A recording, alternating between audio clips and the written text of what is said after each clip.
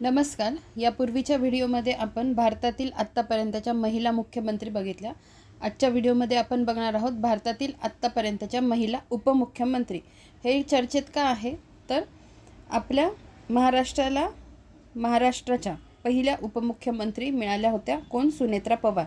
ठीक आहे, तर त्यामुळे ही न्यूज चर्चेत आहे. तर आपण बघणार आहोत भारतातील आत्तापर्यंतच्या महिला उपमुख्यमंत्री. तर बघा, राजेंद्र कौर भट्टल, पंजाबच्या पक्ष काँग्रेस. कालावधी तुम्ही बघा, 6 ऑगस्ट 1996 ते 21 नोव्हेंबर 1996. आता याच्यात मला सांगायचं काय आहे तर राजेंद्र कौर भट्टल या पंजाबच्या मुख्यमंत्री पण राहिलेल्या आहेत. हे तुम्ही नीट लक्षात ठेवा. आपण ज्या महिला मुख्यमंत्री बघितल्या त्याच्यात आपण बघितलेलं आहे. तर राजेंद्र कौर भट्टल 2दा पंजाबच्या उपमुख्यमंत्री झालेल्या आहेत आणि एकदा पंजाबच्या मुख्यमंत्री झालेल्या आहेत. त्यांचा पक्ष कोणता आहे? काँग्रेस हा त्यांचा पक्ष आहे. ठीक आहे, तर एक लक्षात ठेवा, या व्हिडिओमध्ये दोन वेळा उपमुख्यमंत्रीपद कोणत्या राज्याला मिळालेलं आहे तर पंजाबला 2दा, राजस्थानला 2दा. पण दोघांमध्ये फरक काय आहे? पंजाबमध्ये जे 2दा महिला उपमुख्यमंत्रीपद ज्यांना मिळालं आहे ती व्यक्ती एकच आहे आणि राजस्थानमध्ये 2दा उपमुख्यमंत्रीपद मिळालं आहे महिलांना, व्यक्ती 2 वेगवेगळ्या आहेत. तर पंजाबच्या राजेंद्र कौर भट्टल हे बघा, इथे एक त्यांची टर्म आहे आणि इथे एक ती त्यांची टर्म आहे. ठीक आहे, काँग्रेसच्या आहेत.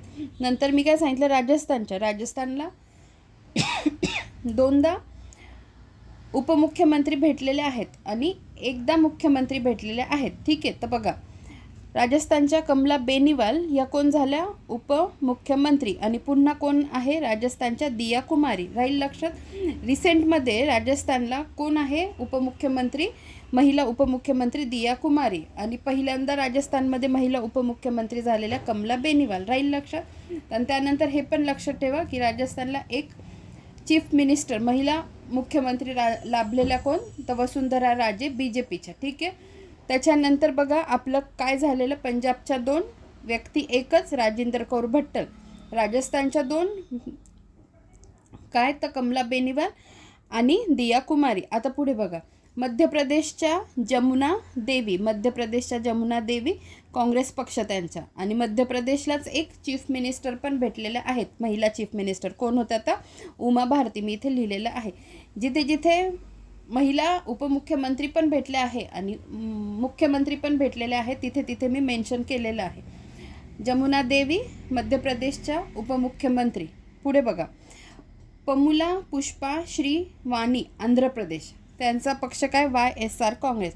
तर आंध्र प्रदेशच्या महिला उपमुख्यमंत्री पमुला पुष्पा श्री वाणी. नंतर आंध्र प्रदेशला आहे का मुख्यमंत्री महिला उपमुख्यमंत्री लाभलेल्या? तर नाही. ठीक आहे, पुढे बघा, रेणू देवी बिहारच्या आहेत त्या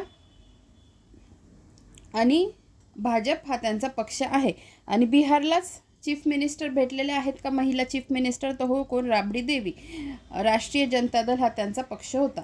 नंतर दिया कुमारी राजस्थानच्या, जे भाजप हा त्यांचा पक्ष आहे. नंतर बघा, प्रवती परिडा ओडिशाच्या, ज्यांचा भाजप हा पक्ष आहे आणि चीफ मिनिस्टर लाभलेले आहेत का ओडिशाला? तर हो, कोणत्या? तर नंदिनी सतपथी. ठीक आहे, नंदिनी सतपथी. त्याच्यानंतर सगळ्यात महत्त्वाचं, व्हेरी IMP, सुनेत्रा पवार. कारण महाराष्ट्राच्या पहिल्या महिला उपमुख्यमंत्री सुनेत्रा पवार. पक्ष काय? राष्ट्रवादी काँग्रेस. कधीपासून? 31 जानेवारी 2026 पासून. आणि शेवटचं नेमच्या किपगेन, मणिपूरच्या पक्ष भाजप, 4 फेब्रुवारी 2026 पासून. सध्या देशात 4 ठिकाणी महिला उपमुख्यमंत्री कार्यरत आहे. किती? 4 ठिकाणी. लक्षात राहील. तर मग ते 4 ठिकाण कोणते? राजस्थान, ओडिशा, महाराष्ट्र, मणिपूर. राजस्थानच्या दिया कुमारी डिसेंबर 2023 पासून, प्रवती परिडा ओडिशाच्या जून 2024 पासून, सुनेत्रा पवार 31 जानेवारी 2026 पासून आणि नेमच्या किपगेन 4 फेब्रुवारी 2026 पासून. ठीक आहे, म्हणजे आत्ता कार्यरत 4 ठिकाणी आहेत. त्याच्यानंतर मी हे पण दिलेलं आहे की आपण उपमुख्यमंत्री बघत आहोत ना, महिला उपमुख्यमंत्री. मग कोणाकोणाला मुख्यमंत्री पण भेटलेले आहेत ते पण मी इथे मेन्शन केलेलं आहे. धन्यवाद.